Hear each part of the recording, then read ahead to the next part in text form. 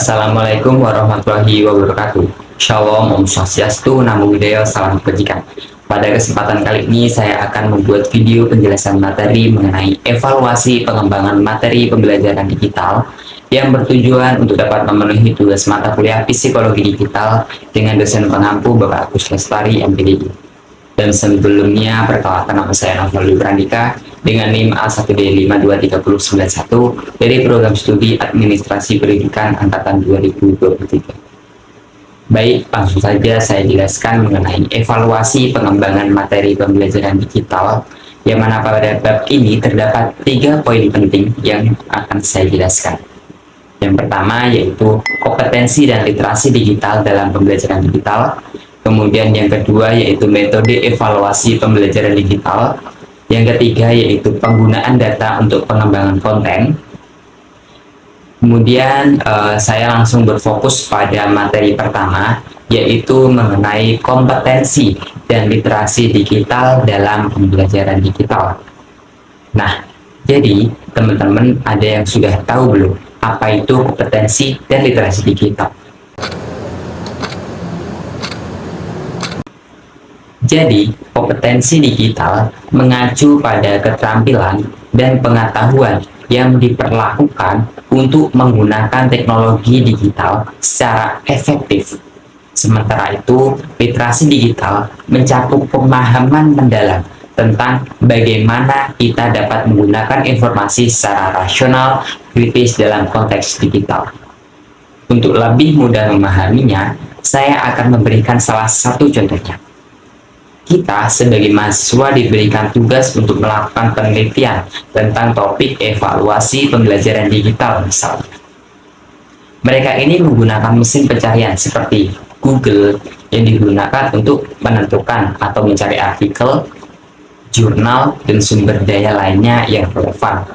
Kemudian, mereka menggunakan keterampilan evaluasi untuk dapat memilih sumber yang paling kredibel dan relevan yang digunakan dalam konteks tersebut. Nah, kira-kira sudah paham kan? Kemudian, ada pentingnya tidak sih kita mempelajari literasi digital dalam pembelajaran digital? Dan pasti ada dong. Salah satunya dapat meningkatkan keterampilan produktif. Hal inilah yang membuat kita tidak sadar memiliki kompetensi dan literasi digital yang memungkinkan kita untuk menjadi lebih produktif dalam pembelajaran digital. Nah, ngomong-ngomong tentang pentingnya mempelajari itu, pastinya juga ada tantangan bagi kita untuk dapat mengembangkan kompetensi dan literasi digital, teman-teman. Tantangannya yang pertama yaitu kurangnya ketersediaan sumber daya. Hal ini biasanya disebabkan karena keterbatasan akses terhadap teknologi, sehingga menjadi hambatan utama dalam pengembangan kompetensi digital. Dan yang kedua, disebabkan karena gap generasi atau bisa disebut perbedaan pendapat atau bahkan pikiran. Sehingga dengan perbedaan tersebut menjadi tantangan terkait pemahaman teknologi berbeda di antara generasi yang beragam. Nah, itulah materi pertama mengenai kompetensi dan literasi digital dalam pembelajaran digital. Lanjut ke materi kedua, yaitu metode evaluasi pembelajaran digital. Dan sumber yang akan saya sampaikan pada materi kedua ini berdasarkan artikel yang ada di samping ini. Evaluasi pembelajaran di era digital memiliki peranan penting dalam memastikan efektivitas dan efisiensi proses pembelajaran yang dilakukan secara online. Evaluasi pembelajaran di era digital melibatkan penggunaan teknologi dan metode yang sesuai untuk dapat mengukur pencapaian tujuan pembelajaran, memantau kemajuan siswa, dan memberikan umpan balik yang efektif. Nah, kemudian dalam evaluasi pembelajaran di era digital itu terdapat beberapa hal yang perlu dipertimbangkan. Antara lain, yang pertama itu biasanya disebabkan karena penggunaan alat evaluasi yang sesuai. Dalam era digital, terdapat beberapa alat evaluasi yang dapat digunakan, seperti platform pembelajaran online, kuis daring, kuis sekolah, dan proyek berbasis teknologi. Pemilihan alat evaluasi yang sesuai itu sangat penting untuk dapat mengukur pencapaian. Tujuannya untuk dapat pembelajaran secara akurat. Yang kedua, itu pembuatan instrumen evaluasi yang relevan. Instrumen evaluasi yang relevan dengan konteks pembelajaran online itu perlu dikembangkan. Instrumen ini harus membantu untuk dapat mengukur pemahaman siswa, kemampuan berpikir kritis, kreativitas, dan kemampuan dapat berkolaborasi secara online. Kemudian beberapa metode evaluasi pembelajaran yang umum digunakan di era digital. Yang pertama, biasanya menggunakan evaluasi formatif secara online. Metode ini melibatkan penggunaan alat-alat online seperti platform pembelajaran yang memungkinkan pengajar untuk memberikan tes dan tugas kepada siswa secara teratur.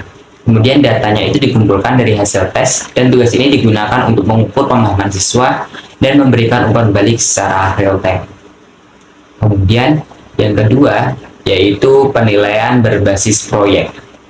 Metode ini melibatkan penugasan proyek kepada siswa yang harus diselesaikan secara online. Proyek ini dapat berupa penulisan esai, pembuatan video, atau pengembangan produk digital lainnya. Penilaian berbasis proyek memungkinkan siswa untuk dapat menunjukkan pemahaman mereka secara praktis dan kreatif. Dan yang ketiga yaitu survei online. Metode ini melibatkan penggunaan survei online untuk mengumpulkan umpan balik dari siswa tentang pengalaman belajar mereka. Survei ini dapat melibatkan pertanyaan terkait pelajaran, metode pelajaran, dan kualitas bahan pembelajaran yang digunakan. Nah, itulah materi yang kedua yang telah saya sampaikan. Kemudian lanjut ke materi terakhir mengenai penggunaan data untuk pengembangan konten. Jadi, data itu merupakan kunci untuk dapat merancang konten yang efektif dan juga menarik. Dengan kita menganalisis data yang relevan, itu bisa dipahami preferensinya, audiens, trends, kebutuhan mereka secara lebih baik. Pentingnya data dalam pengembangan konten, yang pertama itu dapat memahami audiens. Data membantu memahami minat, preferensi, dan kebutuhan audiens secara lebih mendalam.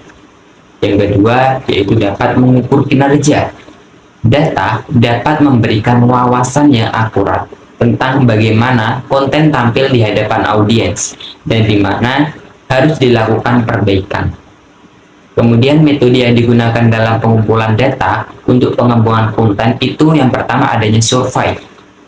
Survei ini yaitu mengumpulkan data kualitatif dari responden untuk mendapatkan wawasan tentang preferensi dan kebutuhan. Dan yang kedua yaitu analisis tren, melacak tren perilaku pengguna melalui alat analisis web dan media sosial. Baik, itulah hasil dari video saya dalam menjelaskan materi. Semoga apa yang saya sampaikan dapat bermanfaat bagi kita semua. Dan saya mengucapkan mohon maaf apabila di dalam video terdapat kesalahan ucapan dan lain sebagainya. Semoga kalian dapat memaafkan hal itu. Terima kasih. Wassalamualaikum warahmatullahi wabarakatuh.